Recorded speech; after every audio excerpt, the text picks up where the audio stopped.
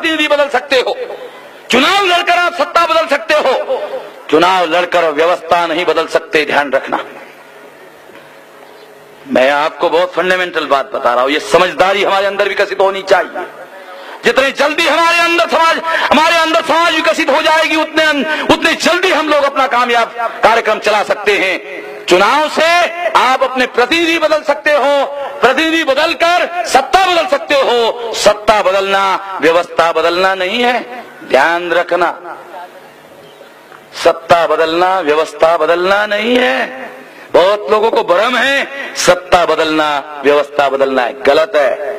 सत्ता बदलना व्यवस्था बदलना नहीं है। इसलिए अगर व्यवस्था बदलना चाहते हो, इलेक्टेड रिप्रेजेंटेटिव के द्वारा सत्ता बदल सकते हो, व्यवस्था बदलने का काम नहीं कर सकते हो।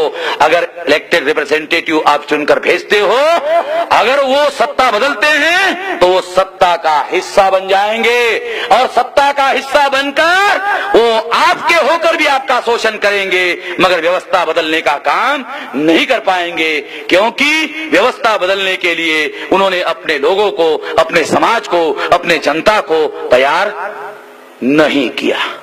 इसलिए साथियों, हम लोगों ने प्लान बनाया कि व्यवस्था परिवर्तन का मामला होना चाहिए। इसके लिए हमने तरीका बनाया। जैसे एक तरीका परिवर्तन का बुलेट है, एक तरीका बैलेट है, मैं आपको बताना चाहता हूं एक और तरीका है। केवल बैलेट और बुलेट ही नहीं, एक और तरीका है। वो तरीका है जन आंदोलन। जवाहरलाल नेहरू 1946 को बगैर चुनाव लड़े देश का प्रधानमंत्री हो गया। गांधी ने अंग्रेजों को कहा क्विट इंडिया, अंग्रेजों ने भारत छोड़ा तो कहा संभालो। अंग्रेजों ने कहा हम जा रहे हैं संभालो, बगैर चुनाव का साला प्रधानमंत्री हो गया 53 तक। क्यों? जन आंदोलन। जन आंदोलन की वजह से इसलिए हम लोगों ने प्लान बनाया 2006 तक 26 राज्यों में 550 जिलों में 5000 तहसीलों में संगठन का जाल बनाया जाएगा। 2007 दिसंबर तक 50,000 ब्लॉक में, 2009 दिसंबर तक 6 लाख गांवों में। अगर एक गांव में 100 लोगों को तैयार करो, 6 लाख इंटू 100 बराबर 6 करोड़ 200 तैयार करो, 12 करोड़ 250 तैयार करो, 15 करोड़ लोगों मोबिलाइजेशन साथियों हम लोग करना चाहते हैं। 15 करोड़ लोगों का मोबिलाइजेशन करना चाहते। गांधी जी ने 1 करोड़ लोगों को मोबिलाइज किया था, अंग्रेज भाग गए। अंग्रेजों से एक गांधी के चेले चपाटे साले 10 गुना बदमाश लोग गए, इसलिए हम 10 गुना ज्यादा सोच रहे हैं। जन आंदोलन करना होगा, इसलिए हमने प्लान बनाया 2009 तक 15 करोड़ लोगों का मोबिलाइज करने का तंत्र विकसित होना चाहिए, ताकि वो 15 करोड़ लोगों को मोबिलाइज करने का काम करे। इसलिए एक कोंकण क्षेत्र में, जो कोंकण क्षेत्र के परिषद में यहाँ लोग, तो ये जो 15 करोड़ लोगों का मोबिलाइजेशन करने का जो अभियान और आंदोलन, जन आंदोलन हम खड़ा करना चाहते हैं।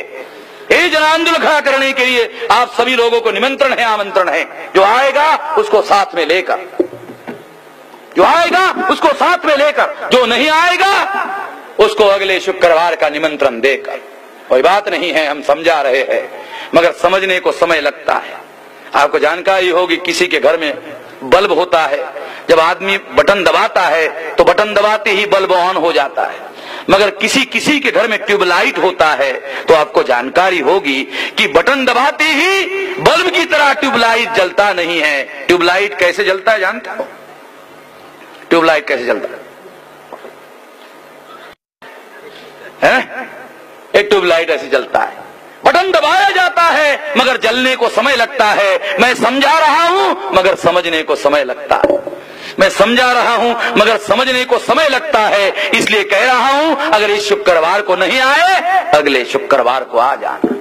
अगर अगले शुक्रवार को नहीं आए तो अगले जुम्मे को आ जाना। अगर अगले जुम्मे को नहीं आओगे तो अगले साल के जुम्मे को, और अगले साल के जुम्मे को नहीं आओगे, चलो मान लिया थोड़ी देर के लिए कि आप नहीं आओगे, अगर नहीं आओगे, चलो मान ले, कहां जाओगे भाई? नहीं आओगे, कहां जाओगे?